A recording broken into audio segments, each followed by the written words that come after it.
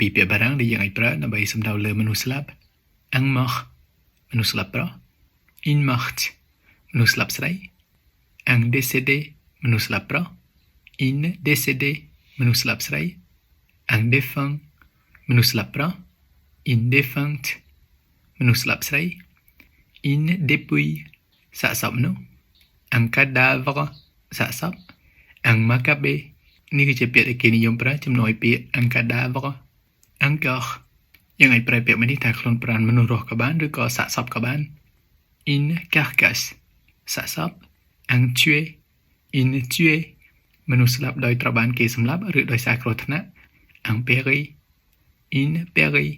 មនុស្សស្លាប់ដែលអាចដោយសារការបូជាខ្លួនឬក្នុងហេតុការណ៍សោកសង្វេគឈឺចាប់ដែលអាចក្នុងសង្គ្រាមឬក៏បេសកកម្មអ្វីមួយជាដើម